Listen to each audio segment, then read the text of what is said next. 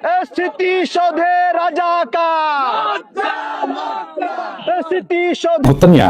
India Awami League যে বয়ান বা ন্যারেটিভ তৈরি করে এতদিন জাতিকে গিলাইছে, সেটা হইতেছে ৭০ সালের নির্বাচনে আওয়ামী লীগ কেন্দ্রীয় এবং প্রাদেশিক উভয় নির্বাচনেই সংখ্যাগরিষ্ঠ আসন জয়লাভ করছে।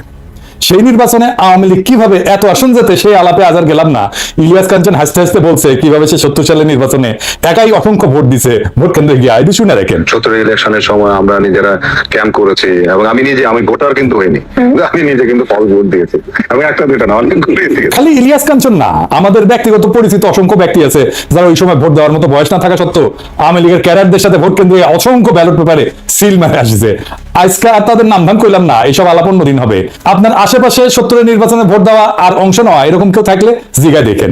পাকিস্তানের মার্শাল ল অথরিটি কেন এইসব দেখাও চুপ করে ছিল, সেটা আজকে এই আলাপ, সে আলাপে আসতেছি। আজকের আলাপ হবে মার্চ মাসে এবং তার আগে নির্বাচনের পর কি নেগোসিয়েশন, আলোচনা, আলাপ হয়েছিল এবং ২৫শে মার্চ রাতের ঘটনা কেন ঘটে, অবাঙালি মুসলমানদের সাথে তখন এবং তার আগে কি হয়েছিল। এপিসোডটা একটু দীর্ঘ হবে, আশা করি শেষ পর্যন্ত দেখবেন, অনেক অজানা ভয়ঙ্কর কাহিনী জানতে পারবেন। আমরা আগের ভিডিওতে আওয়ামী লীগের ভুয়া অর্থনৈতিক শোষণের বয়ানকে জয় বাংলা করছি, এইটাই যদি না দেখে থাকেন আবার দেখতে পারেন। মার্চ মাস নিয়ে ইন্ডিয়া আওয়ামী লীগ জাতি এবং দুনিয়াকে গিলাইছে একটা ন্যারেটিভ। এটা গিলাইছে মূলত ইন্ডিয়ান গণমাধ্যম এবং তাদের লেসপেন্সার আওয়ামী লীগের প্রোপাগান্ডা জোরে। এখন ভারতীয় গণমাধ্যম আর আওয়ামী লীগ প্রোপাগান্ডা কি মাল, সেটাই প্রজন্ম বর্তমানে বাংলাদেশের হারে হারে টের পাইতেছে। দেখছেন না ইদারে?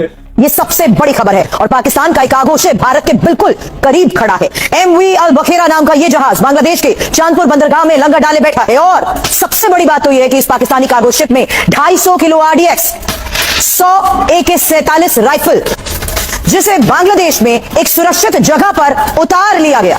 যাই হোক, আসেন আমরা দেখি কি ছিল সেই বয়ান। সেই বয়ান বলে ১৯৭০ সালের ডিসেম্বর মাসে পাকিস্তানের নির্বাচনে আওয়ামী লীগ সংখ্যাগরিষ্ঠ আসন পায়। আওয়ামী লীগের বিজয় দেখা পশ্চিম পাকিস্তানের শাসক গোষ্ঠী ভীত সন্ত্রস্ত হইয়া পড়ে। তারপরে ক্ষমতা হস্তান্তরে তারা টালবাহানা শুরু করে। ইয়াহিয়া খান ১ মার্চ ঢাকায় হইতে যাওয়া জাতীয় পরিষদের অ্যাসেম্বলি স্থগিত করে, যাতে আওয়ামী লীগ ক্ষমতায় যেতে না পারে। এর প্রতিরোধে আওয়ামী লীগ শান্তিপূর্ণ অসহযোগ আন্দোলন করে তোলে। ইয়াহিয়া ঢাকায় এসে আলোচনা নামে সময় ক্ষেপণ করে এবং ২৫শে মার্চ হঠাৎ কইরা ঘুমন্ত নিরস্ত্র শান্তিপূর্ণ বাঙালিদের উপরে ঝাঁপায় পইরা গণহত্যা শুরু করে। এরপর শুরু হয় বাঙালি জাতির মুক্তির সংগ্রাম এবং ভারত নিতান্ত মানবিক কারণে আগে এসে সামরিক অভিযান চালায়, পূর্ব বাংলাকে মুক্ত করে শত্রুর হাত থেকে বাংলাদেশকে স্বাধীন করে দেয়। তাই তো, এটাই তো আমাদের মুক্তিযুদ্ধের মেইন ইজি বয়ান, তাই না? এই বয়ান নিয়ে আলোচনা এবং আসল লোমহর্ষক ষড়যন্ত্র উন্মোচন করার আগে কিছু ব্যাপারে পরিষ্কার করে নিই। এই সমস্ত ব্যাপার বোঝা অত্যন্ত জরুরি। পুরো ষড়যন্ত্র বুঝতে হইলে আর একটু আগে যাইতে হবে, আমাদের ভারত ভাগের টাইম থেকে শুরু করতে হবে। আসেন আল্লাহর নামে শুরু করি।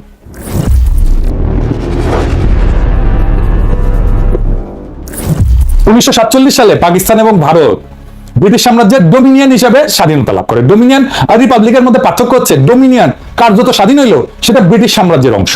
একটা ডোমিনিয়নের রাষ্ট্রপ্রধান ইংল্যান্ডের রাজা বা রানী, তবে ডোমিনিয়নের পার্লামেন্ট বা আইনসভার স্বাধীনতা আছে। তারা যদি চায় তাদের আইনসভা নিজেদেরকে রিপাবলিক ঘোষণা করে ইংল্যান্ডের সাথে সম্পূর্ণভাবে সম্পর্ক ছেদ করতে পারে, তখন তাদের নিজস্ব রাষ্ট্রপ্রধান থাকবে। ভারত ১৯৫০ সালে নিজেদের সংবিধান রচনা করে রিপাবলিক ঘোষণা করে। পাকিস্তান ১৯৫৬ সালে সংবিধান রচনা করে রিপাবলিক ঘোষণা করে। পরে ব্রিটিশ সাম্রাজ্য ডোমিনিয়ন শব্দ বাদ দিয়ে কমনওয়েলথ শব্দ চালু করে। এখন অনেক দেশ আছে যারা ডোমিনিয়নের মতো, যেমন কানাডা, অস্ট্রেলিয়া, নিউজিল্যান্ড। এই সমস্ত দেশের রাষ্ট্রপ্রধান ইংল্যান্ডের রাজা বা রানী। পাকিস্তানের ৫৬ সালের সংবিধান ১৯৫৮ সালের ৮ই অক্টোবর তৎকালীন পাকিস্তানের রাষ্ট্রপ্রধান প্রেসিডেন্ট ইস্কান্দার মির্জা, উনি বাংলার মানুষ ছিলেন, কিন্তু উনি রদ কইরা মার্শাল ল জারি করে। মার্শাল ল জারি করলে সংবিধান রদ করতে হয়। এখানে একটা জিনিস খেয়াল করেন, মার্শাল ল যদি সংবিধানকে রদ করতে পারে তাইলে মার্শাল ল সংবিধানের চাইতে বড়। আসলেই তাই। আসল কথাটা হইতেছে হিম্মত, হেডনই আসল, ক্ষমতাই আসল, সংবিধান তারপরে। যাই হোক, আলাপে আসি, কেন ইস্কান্দার মির্জা সংবিধান রদ কইরা মার্শাল ল দিল।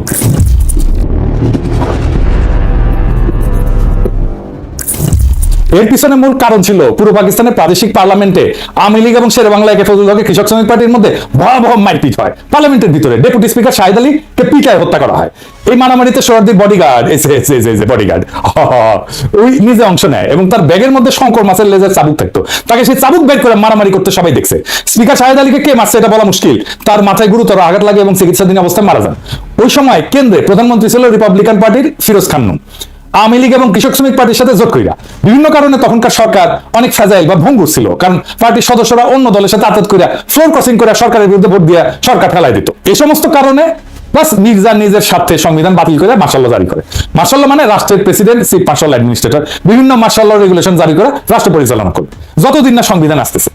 রাষ্ট্রে কোনো আইনসভা থাকবে না। মার্শাল জারি করার পর ইস্কান্দার মির্জা যে টেকনিক খেলা এতদিন রাজনীতিবিদদের ল্যাংমারা আসছিল, সে একই টেকনিক খেলে সেনাবাহিনী কমান্ডার ইন চিফ আইয়ুব খানকে ল্যাংমারার পরিকল্পনা করে। আইয়ুব খান অন্য ধাতুতে গড়া মানুষ ছিল, রাজনীতিবিদদের মতো অত সহজে ফাঁদে পা না দিয়া নিজে ইস্কান্দার মির্জাকে গদি থেকে ভাগায় দেয়, জয় বাংলা করে দেয়। আইয়ুব খান মার্শাল্লাহ দিয়া দেশ পরিচালনা করে। এরপর 1962 সালে সংবিধান প্রণয়ন করে। 1956 এবং 62 এই দুই সংবিধানে পাকিস্তানের দুই প্রদেশ পশ্চিম পাকিস্তান এবং পূর্ব পাকিস্তানকে প্যারিটি অথবা সমতা দেওয়া হয়। এর মানে হইতেছে পাকিস্তানের কেন্দ্রীয় আইনসভার দুই প্রদেশ থেকে সমান সংখ্যক আইনসভার সদস্য থাকবে। যেমন 62 থেকে 65 সালে পাকিস্তানের তৃতীয় আইনসভায় পূর্ব পাকিস্তানে 78 জন, পশ্চিম পাকিস্তানে 78 জন ছিল। 65 থেকে 69 সালেও পাকিস্তানের চতুর্থ আইনসভায় উভয় প্রদেশ থেকে 78 জন করে মোট 156 জন ছিল। এই প্যারিটির ফর্মুলার পিছনে একটা ইতিহাস আছে, এটা একটু জানিয়ে আসি।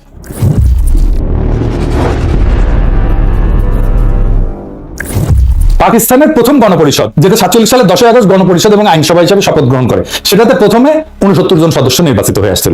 এদের মধ্যে 44 জন ছিল পূর্ব পাকিস্তান থেকে, 17 জন পাঞ্জাব, 4 জন সিন্ধু, 3 জন সীমান্ত প্রদেশ এবং 1 জন বেলুচিস্তান থেকে ছিল। অর্থাৎ সদস্য সংখ্যা দেশের জনসংখ্যার অনুপাতে ছিল। তখন এই 5টা প্রদেশ মিলে পাকিস্তান তৈরি হয়েছিল। পরে এই অ্যাসেম্বলির সদস্য সংখ্যা 100 পর্যন্ত বাড়ানো হয়। এই প্রথম গণপরিষদ 1947 থেকে 1954 সাল পর্যন্ত থাকে, কিন্তু 7 বছরেও সংবিধান প্রণয়ন করতে ব্যর্থ হয়। এই সংবিধান প্রণয়নের জটিলতা এবং দীর্ঘসূত্রিতার মূল কারণ ছিল সংবিধানে পাকিস্তানের ভবিষ্যৎ আইনসভায় কোন প্রদেশ কয়টা আসন নেবে এইটা নিয়ে একটা বিশাল গ্যাঞ্জাম তৈরি হয়েছিল। পাকিস্তানে ফেডারেল ব্যবস্থার সরকার প্রস্তাব করা হয়। ফেডারেল মানে বিভিন্ন প্রদেশের নিজস্ব সরকার, আইনসভা, বিচার বিভাগ থাকবে প্রাদেশিক পর্যায়ে। কেন্দ্রীয় বা ফেডারেল পর্যায়ে একটা কেন্দ্রীয় সরকার বা আইনসভা থাকবে। কেন্দ্রীয় আইনসভা 2 কক্ষ প্রস্তাব করা হয়। 2 কক্ষ বিশিষ্ট আইনসভার ইতিহাস হচ্ছে, এটা মূলত ইংল্যান্ডের কালচার, যেখানে হাউস অব কমন্স আর হাউস অব লর্ডস আছে। কমন্সের সদস্যরা জনগণের সরাসরি ভোটে নির্বাচিত হয়। লর্ডসের সদস্যরা রাজা কর্তৃক অ্যাপয়েন্টেড হয়। লর্ডসের সদস্যরা অভিজাততন্ত্রের সদস্য এবং চার্চ অফ ইংল্যান্ডের বিশপরাও এর সদস্য। যে কোনো আইন পাশ করতে হলে 2 কক্ষেই পাশ করা লাগে। অভিজাত আর বিশপদেরকে ইংল্যান্ডের রাষ্ট্রে গুরুত্বপূর্ণ স্টেক হোল্ডার মনে করা হয়। এই জন্য এদের জন্য একটা উচ্চ কক্ষ আইনসভা বানায়, যারা কমন্সের পাশ করা বিল স্ক্রুটিনাইজ করে, দেখে নিজেদের মধ্যে ভোটাভুটি করে অ্যাপ্রুভ করে অথবা রিজেক্ট করে। আমেরিকা যখন ইংল্যান্ড থেকে স্বাধীনতা লাভ করে তখন প্রথমে 13টা কলোনি ছিল। এদের মধ্যে জনসংখ্যায় সবচেয়ে বড় ছিল ভার্জিনিয়া এবং সবচেয়ে ছোট ছিল রোডস আইল্যান্ড। আমেরিকা যখন তাদের ফেডারেল সংবিধান রচনা করতে যায় তখন ছোট রাজ্যগুলো বড় রাজ্যগুলোর সাথে ইউনিয়ন করতে চায় না। কেন চায় নাই? এর কারণ হলো তারা ভাবতো বড় রাজ্যগুলো আইনসভায় জনসংখ্যার ভিত্তিতে আসন পেলে মেজরিটি আসন পাবে, ফলে তারা ছোট রাজ্যগুলোর সাথে প্রস্তাব করা যে কোনো বিল ভোট দিয়ে হারিয়ে দিতে পারে। তখন একটা কম্প্রোমাইজ পদ্ধতি গ্রহণ করা হয়, যেখানে আমেরিকার ফেডারেল আইনসভা ইংল্যান্ডের মতো 2 কক্ষ বিশিষ্ট হবে। যেহেতু আমেরিকানরা কোনো অভিজাততন্ত্র এলাও করেনি, সেজন্য ইংল্যান্ডের মতো বিশপ আর অভিজাতদের দিয়ে কোনো কক্ষ থাকবে না। এই প্রশ্ন ওঠেন। 2 কক্ষের নিম্ন কক্ষ হাউস অব রিপ্রেজেন্টেটিভ এর আসন সংখ্যা জনসংখ্যার অনুপাতে ডিস্ট্রিবিউট করা হবে। উচ্চ কক্ষ অথবা সিনেটের মধ্যে প্রত্যেক রাজ্যের সমান সংখ্যক আসন, অর্থাৎ ছোট রাজ্য বড় রাজ্য সবার জনসংখ্যা যাই হোক সবার 2টা করে আসন। যে কোনো বিলই 2 কক্ষে পাশ হইতে হবে যদি সেটা আইন হইতে হয়। সিনেট তাহলে আমেরিকার জনগণের প্রতিনিধিত্ব করে না, তারা প্রতিনিধিত্ব করে আমেরিকার প্রত্যেকটা রাজ্যে জনগণের প্রতিনিধি হাউস অব রিপ্রেজেন্টেটিভ। তাহলে জনগণের প্রতিনিধি কারা? জনগণের প্রতিনিধি হচ্ছে হাউস অব রিপ্রেজেন্টেটিভ। আমেরিকার সংবিধান জনগণ ছাড়া প্রত্যেকটা রাজ্যকেও নিজেদের ফেডারেল স্ট্রাকচারের স্টেক হোল্ডার মনে করে। যেহেতু সিনেটে সবার সমান আসন, এর জন্য ছোট মাইনরিটি রাজ্যগুলো তার আপত্তি না করে বড় রাজ্যগুলোর সাথে ইউনিয়ন করে ইউনাইটেড স্টেটস অফ আমেরিকা গড়ে তোলে। তো পাকিস্তানে প্রথমে 2টা কক্ষ প্রস্তাব করা হয়। নিম্ন কক্ষ প্রদেশগুলোর জনসংখ্যার ভিত্তিতে আসন সংখ্যা বিতরণ করা হয়। ঠিক আমেরিকার মতো পাকিস্তানের প্রদেশগুলোকে যদি ক্রমিক অনুসারে সাজায় তাহলে জনসংখ্যা সবচেয়ে বেশি পূর্ব বাংলা, তারপরে পাঞ্জাব, তারপরে সিন্ধু, তারপরে সীমান্ত প্রদেশ, তারপরে বেলুচিস্তান। আর উচ্চ কক্ষ প্রদেশগুলো প্রতিনিধিত্ব করবে প্রত্যেকটা প্রদেশের সমান সংখ্যক আসন থাকবে, সিনেটের মতো। ঠিক আমেরিকার মতো যে কোনো বিল উভয় কক্ষে পাশ হইতে হবে। সব প্রদেশ এই প্রস্তাবে রাজি হয়। রাজি হয় নাকি বাঙ্গুরা, এই মুজিবেরা। তারা দাবি করে উভয় কক্ষে জনসংখ্যার অনুপাতে হইতে হবে। তাদের যারা উভয় পক্ষে মেজরিটি থাকে তাদেরকে যতই বোঝানোর চেষ্টা করা হয় উভয় কক্ষে যদি জনসংখ্যার অনুপাতে হয় তাহলে 2টা কক্ষের দরকার কি, একটা কক্ষ হইলেই তো হয়। সরাসরি বডিগার্ডের মাথায় এর চাইতে গার্বেলি বুদ্ধি আর আসার কথা। আর একটা কক্ষই যদি হয়, প্রদেশগুলোর যদি রিপ্রেজেন্টেশন নাই থাকে তাহলে ফেডারেল সরকার ব্যবস্থা প্রত্যেকটা প্রদেশের আলাদা সরকার আইনসভার দরকার কি? একটা একক কেন্দ্রীয় সরকার ব্যবস্থা থাকলেই তো হয়, যেখানে আইনসভা জনসংখ্যার ভিত্তিতে হবে এবং একটা লেয়ারের সরকার থাকবে। যেমন চীন একটা লেয়ারের সরকার, একটা কেন্দ্রীয় শাসনের দেশ, এটার ইংরেজিতে কয় ইউনিটারি দেশ। এখানে প্রদেশগুলোর আলাদা সরকার বা আইনসভা নাই। তো বাঙ্গুদের যদি মেজরিটি এতই প্রিয় হয় তারা ইউনিটারি সরকার নিক, দেশে কোনো প্রাদেশিক সরকার থাকারই দরকার নাই। কিন্তু বাঙ্গুরা অনড়, তারা কিছুতেই বুঝবেন না, তারা ফেডারেল নিবে প্রাদেশিক সরকার রাখবে, কেন্দ্রে 2টা কক্ষ রাখবে, আবার 2টাতেই মেজরিটি নেবে, মানে পুরো মামা বাড়ির আবদার। আমি নায়িকার মতো সুন্দর মাইয়া চাই, সে মাইয়া আবার রন্ধন কর্মে সুনিপুণা হবে, কাজের বুয়ার মতো কাজ করবে, পরিপিঠে হয়ে সাইজা থাকবে, বাপের একমাত্র কন্যা হবে, শ্বশুরের অগাধ ধন সম্পদ থাকবে, গাইতে জানবে, নাচতে জানবে, মানে তার সব লাগবে। পশ্চিম পাকিস্তানের নিশ্চয়ই ভাবিছিল কিসে পেলাম কোথা। বাঙ্গুদের এই গর্তমির জন্য পাকিস্তানের সংবিধান প্রণয়ন প্রায় পুরা 9 বছর আটকাইছে। এই 9 বছর মানে 47 থেকে 56 পর্যন্ত পাকিস্তান ডোমিনিয়ন হিসেবে থাকে, এবং ব্রিটিশ আমলে গভর্নমেন্ট অফ ইন্ডিয়া অ্যাক্ট, 35-এর ইন্ডিয়ান ইন্ডিপেন্ডেন্স অ্যাক্ট এবং 47-এর এই 2টা আইনকে সংবিধান হিসেবে গ্রহণ করে অপারেট করে। পরে বাঙ্গুদের বোঝানোর জন্য, মানানোর জন্য 56 সালে প্যারিটি ফর্মুলা প্রপোজ করা হয়, যেটাতে পাঞ্জাব, সিন্ধু সীমান্ত আর বেলুচিস্তান মিলে পশ্চিম পাকিস্তান এবং পূর্ব বাংলাকে পূর্ব পাকিস্তানের 2টা প্রদেশ হিসেবে গঠন করা হয়। উভয় প্রদেশের জনসংখ্যার অনুপাত 50-এর কাছাকাছি, একদিকে 56%, একদিকে 44%। যেহেতু উভয় প্রদেশের সমান আসন, যাতে কেউ কাউকে ডমিনেট করার প্রশ্ন না ওঠে, সবাই সমান সমান। যেহেতু এই প্রস্তাবে পশ্চিম অঞ্চল পাকিস্তানের 4টা প্রদেশ মিলে একটা ইউনিট গঠন করা হয়, তাই এই প্রস্তাবের নাম হয় 1 ইউনিট প্রপোজাল। এই প্রস্তাবে সব দল রাজি হয়, তৎকালীন আওয়ামী লীগ ঐশ্বরুদ্দিন নেতৃত্বে এই প্রস্তাবে রাজি হয়, ফলে এটা গৃহীত হয় এবং এইভাবে পাকিস্তানের 56 সালে সংবিধান প্রণয়ন করা হয়। আইয়ুব খান যখন 62 সালে সংবিধান প্রণয়ন করেন, তখন উনি কেন্দ্র এবং রাজ্যগুলোর মধ্যে এই সম্পর্ককে বহাল রাখে। এই ইস্যুটা একটা সেটেলড ইস্যু ছিল, আইয়ুব খান এটা আর নড়চড় করেন নাই। এখানে একটা তথ্য উল্লেখ করা যায় যে বাংলাদেশ বিচ্ছিন্ন হয়ে যাওয়ার পর পাকিস্তানে কিন্তু সংবিধান তৈরি করতে একদম সময় লাগে নাই। ওদের পাঞ্জাব মেজরিটি প্রদেশ হওয়া সত্ত্বেও পাঞ্জাবিরা কিন্তু বাঙ্গুদের মতো মামা বাড়ির আবদার করে নাই। বর্তমান পাকিস্তানের আইনসভার 2টা কক্ষ, নিম্ন কক্ষ ন্যাশনাল অ্যাসেম্বলি আর উচ্চ কক্ষ সিনেট। নিম্ন কক্ষ জনসংখ্যার অনুপাতে আসন, আর উচ্চ কক্ষে প্রত্যেকটা রাজ্যের সমান সংখ্যক আসন। পাঞ্জাবিরা বাঙ্গুদের মতো হাউকাউ করে নাই যে তাদের উভয় কক্ষতেই মেজরিটি দিতে হবে। এইবার শুরু হয় ষড়যন্ত্রকারীদের খেলা। 1962 সালে ভারত মাতা চীনের সাথে সরাসরি যুদ্ধ জড়ায় পড়ে। যুদ্ধটা হয় ভারতের 2 দিকের সীমান্তে, উত্তর পূর্ব এবং উত্তর পশ্চিম। উত্তর পূর্ব দিকে ভারত এবং চীন উভয় বর্তমানে অরুণাচল প্রদেশকে সম্পূর্ণ নিজের বলে দাবি করে। উত্তর পশ্চিমের লাদাখের একটা অংশ, যেটার নাম আকসাই চীন, সেটাকেও তারা নিজেদের এলাকা বলে দাবি করে। ভারত মাতা বেশি কনফিডেন্ট হইয়া চীনের এলাকায় সৈন্য নিয়ে ঢুকে যায়। ভাবছিল চীনারা ভারত মাতার সৈন্য দেখে পালাবে, চীনারা না পালায় উল্টা হামলা করে, ফলে ভারত পুরা অরুণাচল প্রদেশ, আকসাই চীন উভয় অঞ্চল যুদ্ধে সম্পূর্ণভাবে হারায়। আসামের ভিতরে চীনা বাহিনী ঢুকে পড়ে। চীনের কাছে ভীষণ মার খাওয়ার পরপরই ভারত 1965 সালে পাকিস্তানের সাথে যুদ্ধ জড়ায় পড়ে। কাশ্মীরে ভারতের বিরুদ্ধে বিদ্রোহে পাকিস্তান আর্মির সাহায্যের ফলে ভারতের দখলকৃত কাশ্মীরে সামরিকভাবে বেসামাল হয়ে পড়ে। Pakistan army 1 September operation grand slam নামে একটা সামরিক অভিযান পরিচালনা করে, ফলে কাশ্মীরের ভিতরে ভারতীয় আর্মি অত্যন্ত নাজুক পরিস্থিতির সম্মুখীন হয়। এখানে উল্লেখ করা যায় যে এই গ্র্যান্ড স্ল্যামের কমান্ডার ছিল তৎকালীন মেজর জেনারেল ইয়াহিয়া খান। তাদের আত্মসমর্পণ ঠেকাইতে মরিয়া ভারত 6 সেপ্টেম্বর আন্তর্জাতিকভাবে রিকগনাইজ বর্ডার ক্রস করে লাহোরের দিকে হামলা করে, কিন্তু সমস্ত শক্তি নিয়ে। কাশ্মীরের বর্ডার এইটা বিতর্কিত বর্ডার, আন্তর্জাতিকভাবে রিকগনাইজ না, কিন্তু লাহোরে ভারতের সীমান্ত থেকে মাত্র 18 মাইল দূরে হওয়া সত্ত্বেও ভারত সর্বশক্তি নিয়ে করা এই আক্রমণ ব্যর্থ হয়।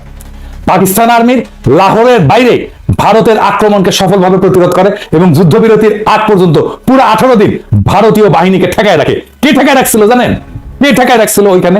পাকিস্তানি আর্মির কারা? ইস্ট বেঙ্গল রেজিমেন্ট, বাংলাদেশের ইস্ট বেঙ্গল রেজিমেন্ট, জি আমাদের ইস্ট বেঙ্গল রেজিমেন্ট। লাহোরকে রক্ষা করছিল ইস্ট বেঙ্গল রেজিমেন্ট, এবং এই লাহোরকে রক্ষা করার সৈনিক ছিল জিয়াউর রহমান। এই জন্য জিয়াউর রহমান পাকিস্তানের বীরত্ব সূচক খেতাব পায়। আবার উল্টো দিকে কসুর সেক্টরে পাকিস্তান আক্রমণ চালায় ভারতের খেমকারান শহর দখল করে নেয়। ভারত জম্মু থেকে শিয়ালকোটের দিকেও আক্রমণ করে। শিয়ালকোট বর্ডার থেকে মাত্র 12 মাইল দূরত্ব থাকা সত্ত্বেও এখানে ভারতীয় বাহিনী ব্যর্থ হয়। পাকিস্তানি আর্মি সফলভাবে তাদের সেই আক্রমণকে শিয়ালকোটের বাইরে প্রতিহত করে।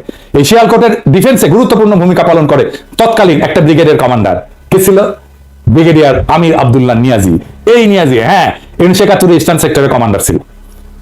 তৎকালীন পাকিস্তান আর্মির সফলতা নিয়ে আন্তর্জাতিক মহল এবং গণমাধ্যমে সাড়া পড়ে যায়। অবশেষে জাতিসংঘের ডাকে সাড়া দিয়া ভারত 20 সেপ্টেম্বর দ্রুত যুদ্ধবিরতি প্রস্তাবে রাজি হয়। পাকিস্তান এরপর 1970 সেপ্টেম্বর যুদ্ধবিরতিতে রাজি হয় এবং ফলে যুদ্ধ সমাপ্তি ঘটে। ভারত মাতা কিন্তু 47 সালে স্বাধীনতা লাভের পর থেকে উপমহাদেশে ব্যাপকভাবে সামরিক আগ্রাসন চালিয়েছে বিভিন্ন এলাকায়। কোথায় কোথায় আসেন একটু দেখি। ভারত 1948 সালে 82,000 বর্গ মাইল এলাকার নিজামশাহী হায়দ্রাবাদ রাজ্য আক্রমণ করে এটাকে দখল করে নেয়, নিজের রাজ্য ঘোষণা করে। ওই অভিযানের নাম ছিল অপারেশন পোলো। ভারত তার স্বাধীনতা লাভের পর 1947 থেকে 48 সালে জম্মু কাশ্মীর 16,309 বর্গ মাইল, 1948 সালে জুনাগড় রাজ্য 3,337 বর্গ মাইল, 1948 সালে নিজামশাহী হায়দ্রাবাদ রাজ্য 82,698 বর্গ মাইল, 1961 সালে গোয়া রাজ্য 1,429 বর্গ মাইল, 1971 সালে পূর্ব পাকিস্তান 57,320 বর্গ মাইল, 1975 সালে সিকিম রাজ্য 2,740 বর্গ মাইল, সর্বমোট 1,62,405 বর্গ মাইল এলাকা সামরিক অভিযান চালায় দখল করে, যেটা পরিমাণ জার্মানি অথবা পোল্যান্ডের এরিয়া থেকেও বেশি। এর মধ্যে 1,05,084 বর্গ মাইল এরিয়াকে নিজের সাথে অফিসিয়ালি যুক্ত করে নেয়, অ্যানেক্স করে নেয়, রাজ্য বানায়। বাকি পূর্ব পাকিস্তানের 57,000 বর্গ মাইলকে একটা ক্লায়েন্ট স্টেট হিসেবে রাখে প্রথমে মুজিব এবং পরে হাসিনার সময়।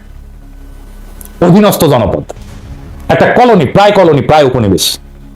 এছাড়া ভারত মাতা 1962 সালে তিব্বত দখল করতে গিয়ে চীনাদের হাতে মাইর খায়। 87-90 সালে শ্রীলঙ্কাতে মাতব্বরি করতে গিয়ে সামরিক বাহিনী পাঠায়, পরিণামে তামিল বিদ্রোহীরা আত্মঘাতী হামলায় রাজীব গান্ধীকে উড়ায় জয় বাংলা করে দেয়।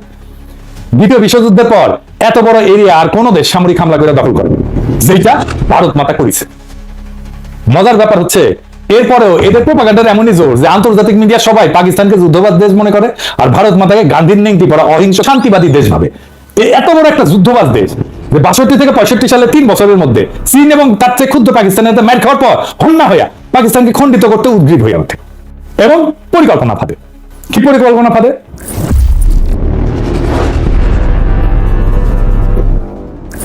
সে তাদের এজেন্ট শেখ মুজিব সোহরাওয়ার্দীর বডিগার্ডের মাধ্যমে ঠিক করে 65 সালে যুদ্ধের পর 6 দফাকে উপস্থাপন করে।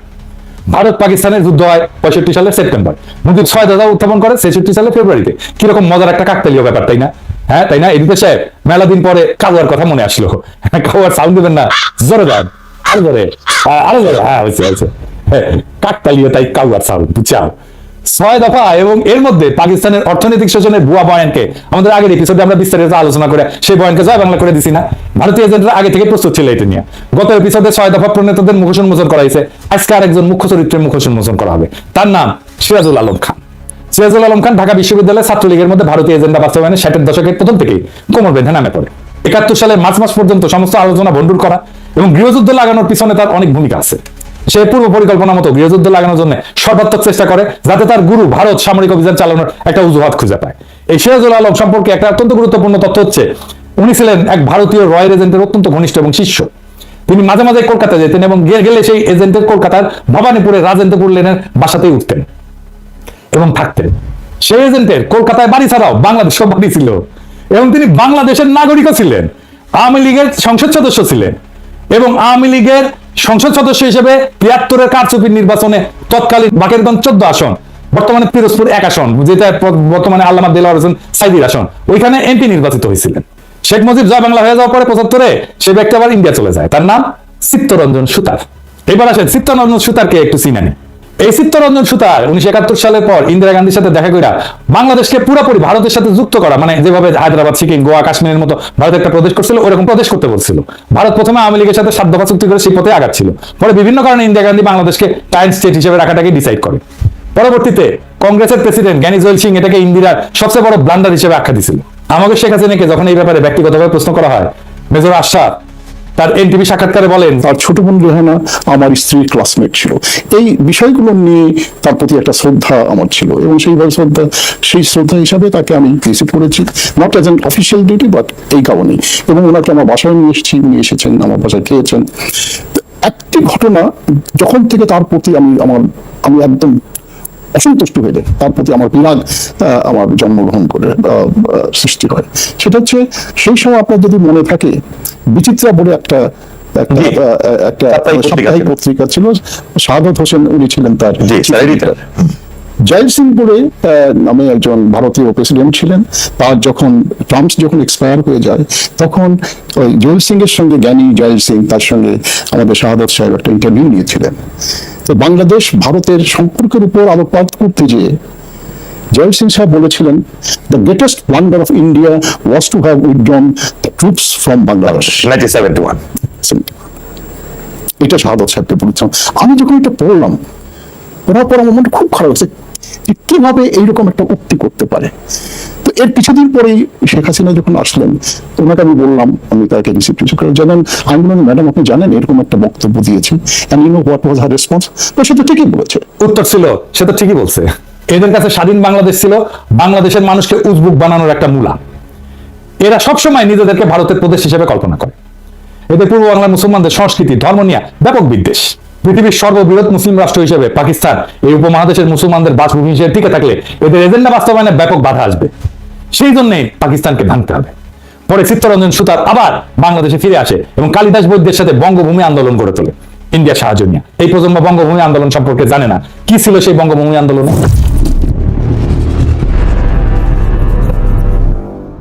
এই আন্দোলন হচ্ছে দক্ষিণবঙ্গের খুলনা, ফরিদপুর, পটুয়াখালী, বরিশাল এই অঞ্চলে একটা হিন্দু রাষ্ট্র গড়ে তোলার জন্য সশস্ত্র সংগ্রাম। 1996 থেকে 2001 আওয়ামী লীগের সময় এই আন্দোলন হঠাৎ করে কাকতালীয়ভাবে বন্ধ হয়ে যায়। এরপরে বিএনপির সময় আসলে এটা আবার ভারতের এজেন্ডা বাস্তবায়ন করতে নেমে পড়ে। 2004 সালে ফেব্রুয়ারি মাসে এরা হিন্দু প্রজাতন্ত্রের ঘোষণা দিয়ে আবার অ্যাক্টিভ হয়, ভারত তাদেরকে অ্যাক্টিভ করে রহস্যজনকভাবে। এর ঠিক পরে সে 2004 সালে বাংলাদেশে গ্রেনেড হামলা থেকে শুরু করে একের পর এক নাটক ঘটা শুরু করে। ভারত তার পরিকল্পনা অনুযায়ী বাংলাদেশকে অস্থিতিশীল করে তোলে। 2007 সালে ভারতের ঘোড়া উপহার পাওয়া কুলাঙ্গার মইনুল আহমেদ ভারতের 111 প্লেবুক মতি মাহমুদের সাহায্যে বাস্তবায়ন করলে ভারতের আর বঙ্গভূমির মাধ্যমে ষড়যন্ত্র করার দরকার থাকে না। ম্যাজিকের মতো সাথে সাথে বঙ্গভূমি আন্দোলন ভ্যানিশ হয়ে যায়। এরপরের ইতিহাস সবার জানা। এই হচ্ছে সিরাজুল আলম খানের আসল রূপ। এইবার আগের কথা ফিরে আসে।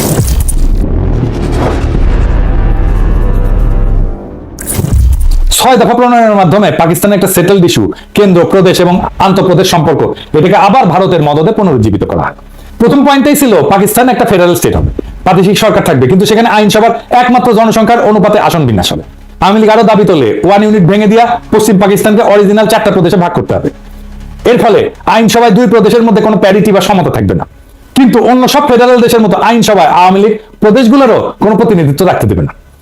তারা ভারতীয় এজেন্ডা অনুযায়ী মাওবাড়ির আবদার তুলে দেশকে আবার অস্থিতিশীল করে তোলে। আইয়ুব খানের গভর্নর মোনায়েম খান এর জন্য মুজিবকে ডিফেন্স অফ পাকিস্তান রুলস এর অধীনে গ্রেফতার করিয়া জেলে পাঠায়। 6 দফা আন্দোলন কিছু সময়ের জন্য ধামাচাপা পড়ে যায়, ভারত আবার অন্য রাস্তা দেখতে থাকে। তারা আরেক ভারতীয় এজেন্ট খুঁজে বের করে। এই ব্যক্তিটার নাম হইতেছে লেফটেন্যান্ট কমান্ডার মোয়াজ্জেম হোসেন, একদম টিপিক্যাল বাঙ্গু কমিউনিস্ট প্রগতিশীল, আমাদের বর্তমান যুগের লাকি আক্তারের মতো। ছাত্র জীবনে কমিউনিস্ট পার্টি এবং রেডিক্যাল বামপন্থী আন্দোলনে জড়িত থাকার ফলে তার শিক্ষা জীবন ব্যাহত হয়। পরে কোনো মতে ইন্টারমিডিয়েট পাশ করে পাকিস্তান নৌবাহিনীতে যোগ দিয়ে ষড়যন্ত্রমূলক কার্যকলাপ চালিয়ে দিতে থাকে। ইনি আগরতলা ষড়যন্ত্রকারীদের মুখ্য অর্গানাইজার। আগরতলা ষড়যন্ত্র যে সত্য ছিল এবং ছোটবেলার আওয়ামী বয়ান এবং পাঠ্যপুস্তকে এটাকে মিথ্যা মামলা বলে চালানো হইলেও আওয়ামী লীগের ডেপুটি স্পিকার এবং অন্যতম ষড়যন্ত্রকারী আসামি শওকত আলী 2011 সালে একটা বই লেখে, সত্য মামলা আগরতলা। মোয়াজ্জেম ভারতীয় দূতাবাসের একজন কর্মকর্তা পিএন ওঝার সাথে দেখা করে অস্ত্র, টাকা এবং পরিকল্পনা সাহায্য চায়। তাদের পরিকল্পনা অনুযায়ী পূর্ব পাকিস্তানের সেনানিবাসগুলোতে 2009 সালে বিডিআর বিদ্রোহের মতো বিদ্রোহ সংগঠিত করা হবে, এটি পরিকল্পনা ছিল। সেনানিবাসের অস্ত্রাগারগুলো লুট করে এই বিদ্রোহ ছড়ায় দেওয়া হবে, এরপর বিডিআর এর মতো হত্যাকাণ্ড চালানো হবে। এটাই ছিল আগরতলা ষড়যন্ত্র মামলা। এই জন্যই আমরা মনে করি বিডিআর হত্যাকাণ্ড এটা ইন্ডিয়া ঘটাইছে, কারণ এটা তাদের পুরনো অভ্যাস। 1967 সালের শেষ দিকে এই পরিকল্পনা ফাঁস হয়ে যায় এবং পাকিস্তান গোয়েন্দা সংস্থা সময় মতো কয়েকজন ষড়যন্ত্রকারীদের গ্রেপ্তার করে। এরপর আসামিদের লিস্টে শেখ মুজিবকে 1 নম্বর আসামি করা হলে অনেকে অবাক হয়ে প্রশ্ন তুলে, মুজিব তো 63 সালে কারাগারে, সে কিভাবে এই ষড়যন্ত্রের সাথে যুক্ত হয়? এর উত্তর হচ্ছে, ভারত এত বড় বিদ্রোহ সংগঠন খালি পাকিস্তান সামরিক বাহিনীর এক কর্মকর্তার উপরে ছেড়ে দিয়ে ভরসা পাচ্ছিল না। তার পূর্ব পাকিস্তানের একটা রাজনৈতিক দলের সাপোর্ট খুঁজতেছিল। সেই দল হচ্ছে আওয়ামী লীগ এবং তার প্রধান এবং তাদের পুরনো এজেন্ট শেখ মুজিবের সাথে যোগাযোগের একটা রাস্তা তারা হন্যা হয়ে খুঁজতেছিল। মুজিব তখন জেলে বন্দী। তারা তখন একটা রাস্তা বের করে ফেলে। কি সেই রাস্তা? পিএন ওঝা পুরান ঢাকার একটা গোপন বাড়িতে আওয়ামী লীগের এক নেতার সাথে এই ব্যাপারে আলোচনা করত। এরপর আওয়ামী লীগের সেই নেতা বিভিন্ন ঘুরপথের রাস্তায় শেখ মুজিবের ধানমন্ডি 32 নম্বর বাড়িতে যেত। সেইখানে সে বেগম মুজিবকে সব তথ্য বইলা বেগম মুজিবের সাথে করে জেলে যেত। মুজিবের সাথে পারিবারিক সাক্ষাৎকারের সময় বেগম মুজিব এবং উক্ত নেতা জেলে মুজিবকে ওঝার সাথে হওয়া সমস্ত কথা বলতো, এর বিপরীতে প্রয়োজনীয় দিক নির্দেশনা নিত। তৎকালীন জেলে মুজিবকে পরিবারের সাথে রেগুলার দেখা এবং কথা বলার সময় দিত পাকিস্তান সরকার। পাকিস্তানের চৌকস গোয়েন্দা বাহিনী ষড়যন্ত্রে আভাস পেয়ে পিএন ওঝাকে গভীর পর্যবেক্ষণের অধীনে আনে। তারা ওঝার সমস্ত চলাচল পর্যবেক্ষণ করে এবং আওয়ামী লীগের নেতার সাথে পুরান ঢাকার বাড়িতে মিলিত হওয়ার দৃশ্য পর্যবেক্ষণ করে। এরপর উক্ত নেতার মুজিবের বাড়িতে যাওয়া এবং বেগম মুজিবের সাথে কারাগারে মুজিবের সাথে দেখা করতে যাওয়াটা পর্যবেক্ষণ করে। এই সমস্ত তথ্যের ভিত্তিতে মুজিবকে আগরতলা ষড়যন্ত্র মামলার 1 নম্বর আসামি করা হয়। এই মামলার সমস্ত আসামিকে পাবলিকলি বিচার করার জন্য ট্রাইব্যুনাল তৈরি করে বিচার কার্য শুরু করা হয়। এই সমস্ত তথ্যের রেফারেন্স হচ্ছে ঢাকা বিশ্ববিদ্যালয়ের রাষ্ট্রবিজ্ঞান বিভাগের অধ্যাপক গোলাম ওয়াহেদ চৌধুরী, জিডব্লিউ চৌধুরী নামে পরিচিত ছিল, ওনার রচিত বই last days of United Pakistan. উনি সেই সময় পাকিস্তান সরকারের একজন মন্ত্রী ছিলেন এবং মন্ত্রী থাকাকালীন এই মামলা সংক্রান্ত গোয়েন্দা ফাইলে আসল তথ্য দেখেন। ওনার স্ত্রীকে আমরা চিনি, অধ্যাপিকা দিলারা চৌধুরী, এখনো বেঁচে আছেন এবং জাহাঙ্গীরনগর বিশ্ববিদ্যালয়ের শিক্ষক। এরপর 68 সালের শেষ দিকে পশ্চিম পাকিস্তান এবং পূর্ব পাকিস্তানে Bhutto Peoples Party, Bhashani NAP, Awami League এবং কমিউনিস্ট পার্টি সবাই আইয়ুবের বিরুদ্ধে একটা আন্দোলন শুরু করে। এই আইয়ুব বিরোধী আন্দোলনের নেপথ্যের কাহিনী অত্যন্ত জটিল এবং সময় হলে অন্য একদিন এটা নিয়ে আলাপ করা যাবে। উভয় পাকিস্তানে উক্ত আন্দোলনের ফলে 69 সালের মার্চ মাসে আইয়ুব খানের পতন হয় এবং আগরতলা মামলার বিচার কাজ বাদ দিয়া আসামিদেরকে ছেড়ে দেওয়া হয়। তারপরে কি হয়? রাজনৈতিক দলগুলো দাবি তোলে যে আইয়ুবের 62 সালের সংবিধান বাতিল করতে হবে এবং নতুন গণপরিষদের নির্বাচন দিতে হবে। প্রধান রাজনৈতিক দলের সম্মতিক্রমে এবং কথা মতো পাকিস্তান সেনাবাহিনীর commander in chief Yahya Khan সংবিধান বাতিল করে মার্শাল ল জারি করে। দেশে এত উত্তেজনা অবসান ঘটানোর জন্য এবং আওয়ামী লীগের বারবার এই উত্তেজনা এজিটেশন এটা বন্ধ করার জন্য ইয়াহিয়া খান স্থির করেন ওরা যেসব মাওবাড়ির আবদার তুলছে ওইসব মেনে নেওয়া, যাতে পাকিস্তান অখণ্ড থাকে, টিকে থাকে। পুরানা ভারতীয় মাল শেখ মুজিব ইয়াহিয়ার সাথে আলোচনা করে তাকে ব্লাব দিয়া বুঝান যে 6 দফা খালি নির্বাচনী প্রচারণা, এটা স্বাধীনতার দাবি না। তারা গণপরিষদের মেজরিটি আসন পেলেও পাকিস্তান অখণ্ড থাকে এমন সংবিধান প্রণয়ন করবে। এর ফলে ইয়াহিয়া খান আওয়ামী লীগকে ফ্রি হ্যান্ড দেন রাজনীতিতে। 70 সাল থেকে নির্বাচনী প্রচারণা শুরু হয়। 70 সালের মার্চ মাসে আসন্ন গণপরিষদ নির্বাচনের জন্য একটা presidential decree legal framework order 1970 জারি করেন। উক্ত অর্ডারে 6 দফা এবং আওয়ামী লীগের দাবি অনুযায়ী পাকিস্তানের 1 ইউনিটকে ভেঙে সর্বসম্মত 5টা প্রদেশ করা হয় পূর্ব পাকিস্তান সহ। আসন্ন গণপরিষদ 1 কক্ষ বিশিষ্ট আইনসভা হবে, যেটাতে জনসংখ্যার অনুপাতে আসন বিতরণ করা হবে। এর ফলে আসন্ন গণপরিষদে পূর্ব পাকিস্তান থেকে মেজরিটি আসন থাকবে, মানে 300টার ভেতরে 162টা আসন। অর্থাৎ আওয়ামী লীগের সমস্ত এক্সট্রিম দাবি ইয়াহিয়া খান মেনে নেয়। এইটা ভেবে যারা যদি ক্ষমতার রেসপন্সিবিলিটি পায় তখন উগ্র বিচ্ছিন্নতাবাদের দাবি তুলবে না। কিন্তু ভারত এবং তার সর মুজিব আগাগোড়া খালি মূলা দেখাইছে যে লীগ একবার খালি নির্বাচনে জিতুক, এরপর তারা আর কোনো শোরগোল তুলবে না, পাকিস্তান যাতে অখণ্ড থাকে সেরকম একটা সংবিধান বানাবে। ইয়াহিয়া আওয়ামী লীগ ভারতের সাজানো এই ফাঁদে পা দেয়। এর ফলে মার্শাল ল অথরিটি আওয়ামী লীগকে নির্বাচনী প্রচারণাতে যা খুশি বলার স্বাধীনতা দেয়। অন্য দল মুসলিম লীগ এবং জামাতের সভা আওয়ামী লীগ তাদের গুন্ডা দিয়ে ভন্ডুল করে খুন খারাপি করলো, মার্শাল ল অথরিটি আওয়ামী লীগের বিরুদ্ধে একটা স্টেপও নেয় না। নির্বাচনে আওয়ামী লীগের ভুয়া অর্থনৈতিক বৈষম্যের পরিসংখ্যান প্রচার করা সত্ত্বেও কোনো জবাব দেওয়া হয় না। এর ফলে নির্বাচনে আওয়ামী লীগের ক্যাডাররা এক একজন অসংখ্য ভোট দিল, মার্শাল ল অথরিটি কোনো হস্তক্ষেপ করেনি। কারণ হচ্ছে ইয়াহিয়া খান আসলে বিশ্বাসই করতে পারেননি মাইনরিটিরা বিচ্ছিন্নতা চায়, মেজরিটি কখনো আলাদা হবে। এই দেখেন 70 সালে ওনার একটা সাক্ষাৎকার। Separatism? I do not believe that people of East Pakistan want to separate from West Pakistan. They are the majority people of Pakistan. How should a majority separate from a minority? If you hear these notes, if you hear these rumblings, let me assure you, this is not the real voice of my people. এরপর ওনার আরেকটা সাক্ষাৎকার নির্বাচনের পর কি পরিকল্পনা ওনার। After these elections, is it your intention to remain as president, or will you, as you said many times, get back to being an army man? Well, my intention of remaining a president has nothing to do with me. In the process of democracy, the government will elect their president. And unless I offer myself for that election, I can't remain a president. And I'm not offering myself to be president. You will not. No, I'm not offering myself to be president. I'm not. My temperament is not the same. My makeup is not that way. I joined the army as a professional soldier. I remain so, and my biggest aim is to go back to my army. I have only 2-3 years left of service before I retire. So, in the process, if I happen to be in charge of running this country for a year and a half or 2 years, that perhaps will be an additional satisfaction to me that I have done some service to the nation also in restoring democracy back to them as a soldier. But apart from that, I'm quite clear on the subject.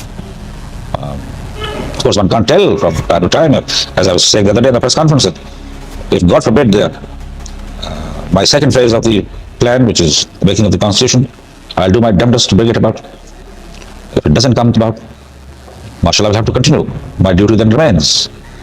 But then I'm not going to remain and forget everything. I'll have to think again as to other methods and processes of bringing about democracy. Another election, a referendum to the nation, some things which I would not even contemplate now, think about. I'm hoping this will go through.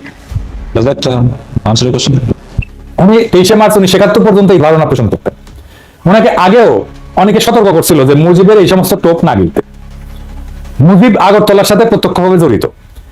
Yahya সে সমস্ত সতর্কবার্তা উড়াই দেয়, বলে যে ক্ষমতার responsibility পাইলে শেখ মুজিব এবং লীগ এই সমস্ত উগ্র দাবি থেকে সরে আসবে।